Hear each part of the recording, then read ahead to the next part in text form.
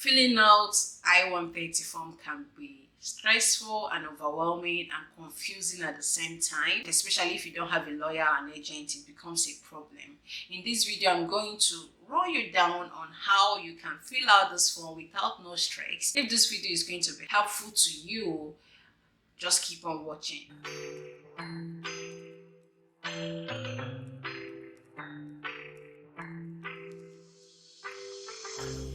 Alright, if you're seeing me for the first time, my name is Princess. Let's just jump right into the system and let's start filling out I-130 form. So guys, we are here at their website. I'm going to leave this link in the description box. All you have to do is just click on this link. It will take you here. Then you have to go here and create an account, sign up, put your email, confirm your email, and then hit sign up. I already have an account with them, so all I have to do is just to sign in.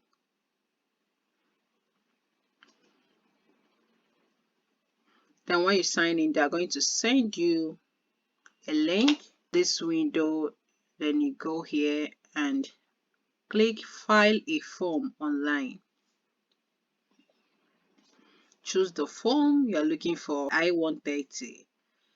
They have a lot of forms. Here, I advise you fill this online. It's better. Start form. They're giving instructions. You must file a separate form I-130 for each eligible relative. So it depends on the one you are filing for. If you're filing for your spouse, your kids, you're going to file separately for them. You're not going to combine it. And the fee is $535. So everything is listed here. Documents you may need. 2 times 2 passport photograph. Don't forget this: birth certificate, proof of citizenship or lawful resident status, proof of family relationship, and then you can track your account. So you just hit next and start.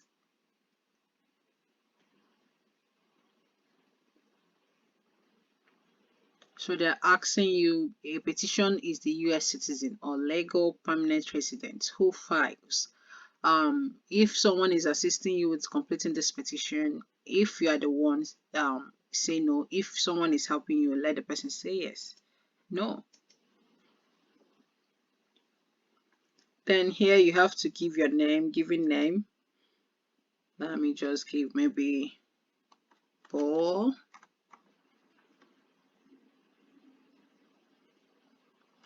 You can give your last name, and then have you used any other name since birth? If you have, yes. If you have not, no.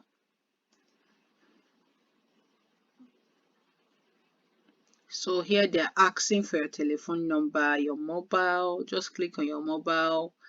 Then your email address. What is your current mailing address? This is very important.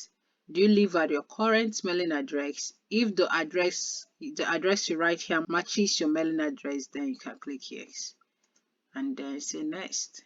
Where have you lived during the last 5 years?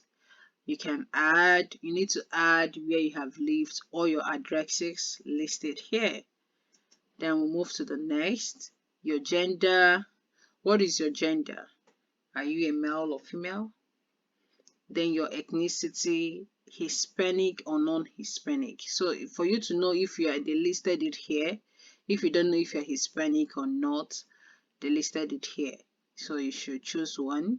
What is your race? White, Asian, Black, American Indian, Native Hawaii. Height, feet and inches, your weight. You can put anything here, it doesn't matter. What is the color of your eyes, the color of your hair, very important. Okay, so moving forward, it will take you here. Where have you worked for the last 5 years? If you're self-employed, just put self-employed. Then write your occupation. Maybe what you are self-employed, what are you doing, what is your occupation? Cancel, and then hit save. Then it will take you all the places you have worked for 5 years. Now coming here, what is your current immigration status? If you're a US citizen, check it here. If you're a lawful permanent resident, you can just check it here. If you're a lawful permanent resident, you can still bring your spouse and your kids, your mom, your dad, whoever they are filing I-130 for. Did you get lawful permanent resident status or citizen through adoption? If you are not adopted, there is no need to click yes. The answer should be no. Now, what is your A number? That's if you are a permanent resident. But if you are not, just click I don't have. Okay? So if you are a permanent resident, there should be something here. They listed it here. You can see it. But if you're a citizen, stress yourself in filling out all these ones. USCIS online account number. If you have it, you can click yes. If you don't, just say I don't have it. Then add your social security number, your date of birth, your country of birth, what is your city, your town, your village of birth. So all these things I think is pretty standard. What is your current marital status? Are you single? Are you married? Are you divorced, widowed, separated? You can choose anyone. Okay, here you have to write the name of your parents. What is their date of birth? Please keep all this information with you because they're going to still ask you about all this. And what is their gender? What is their country of birth? This is for your parents. What is their city, their village of residence, and what is the country of residence? If your mom or your parents are residing in the United States, just write it here. But if not, their country of residence and everything should be listed here. What is the full name of parents too? That means your mom, your dad. Maybe you feel the first one as your dad. This one should be your mom. Still same thing. Now here is whom are you filing for? Are you filing for your spouse? Are you filing for your parents? Are you filing for your brother or sister or your child? Or you can file for your adopted child as well, which is your child. Has anyone else filed a petition for the beneficiary? It means has someone filed for the person you are trying to file for before? If yes, click yes. If you don't know, click unknown. If you know that no one has filed for them, click no. What is the beneficiary current legal name? Now they're asking you for your spouse or your parents, the person you're filing for. This is just for them, the beneficiary. So you are not the beneficiary, you are the petitioner if you're the one filing for someone, and the person you are filing for is the beneficiary. I don't know if you understand. So the beneficiary is the person you are filing for. Write their names. If they has any other name, maybe through marriage they change their name, then list all their names here, all the names they have used since birth. Very important. Now, how can we contact the beneficiary? We have the day, telephone, mobile. This is not necessary if you don't want to put anything. But here, the mobile telephone number for me is important, but you have to put the country code and the number of the person you are filing for, the beneficiary, the email address, country the person is residing, the address, the state, if they have zip code, where in the United States does the beneficiary intend to live. That means your address. Address is very important because they're going to check something. If you're writing somewhere X, while you live somewhere X, okay, it's a red flag. So put your address here. What is the beneficiary address outside of the United States? Write the country where your beneficiary is and the address. What is the beneficiary A number? I will say they don't have, because someone you are filing for, except if they have been here before, majority of them don't have a number. And as well, they may not have USCIS online account number, and they may not still have the social security number. You have to put here the date of birth. Just know that you have to put the month, the day, and the year, the country of birth, the village, gender, male or female. Was the beneficiary ever in the United States? So have your beneficiary been to the United States, maybe by any kind of visa, B1, B2, Cr1, whatsoever? Has they been to United States before? If no, then click no. If yes, yes.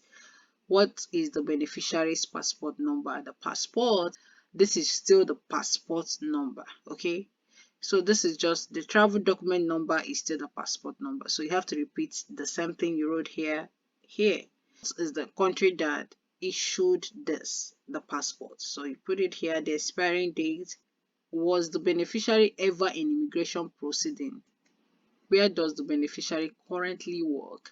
You have to put it here. If they're self-employed, state self-employed, and then the country, their address. If they're self-employed, when they started their business. So you just have to list something, find something and write here. Your beneficiary current marital status, single, married, divorce, you already know. You need to add your beneficiary's family. If they are coming with their children, maybe you want to file for their children.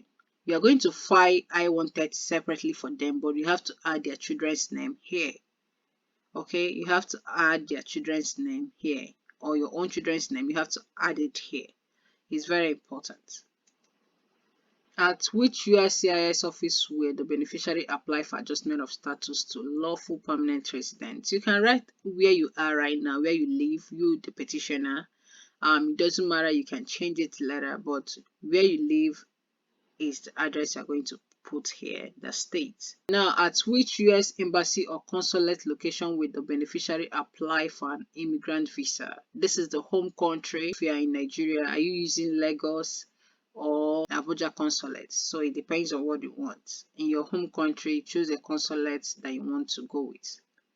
Have you ever previously filed a petition for this beneficiary or any other alien? If yes, yes. If no, no. Are you submitting separate petition for other relatives? If you are filing for other relatives, that is not this person you are filing for here. As I said, you are going to file different I-130 if there are three I-130 petition for them. So add and say yes. This is for beneficiaries that their first language is not English. If the beneficiary's native written language does not use Roman letters like ABCD, upload a document with his or her name and foreign address in their native written language. So what this means is if your language is not English and your name is not even English, or it does not have these Roman letters, all you have to do is to upload a document that states the name in their native language.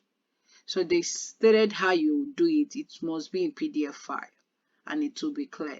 It will not be more than 12 MB per file. So get that.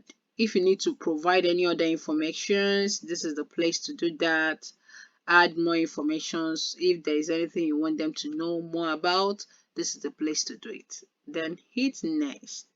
Now they have child birth certificate. If you have a child, you can upload things. You can upload.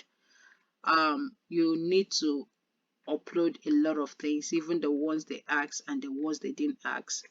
If you watch this video from the beginning, you will know the document they need.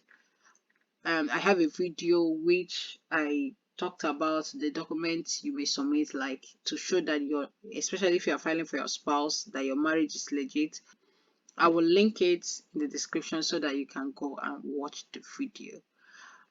Maybe your parents' marriage certificate, if you are the one bringing your parents and all those good stuff. So this is a place, and after that you will hit next, which is review. If you can see, this is the last page. After submitting all this, you have to hit review and submit. So that's pretty much it. I would advise you to submit all the documents, attach it. It must be in PDF or JPG, GPH. They listed it here. And let the document be clear, very clear. Scan it very well so that they don't reject it. This is the best way to file for I-130 to make it fast, because if you file through mail, I tell you it's going to take a lot of time. I hope this was helpful, that you enjoyed this video. If you enjoyed, please don't forget to like, subscribe. This is a new channel so that we can grow together. See you in my next video. Peace.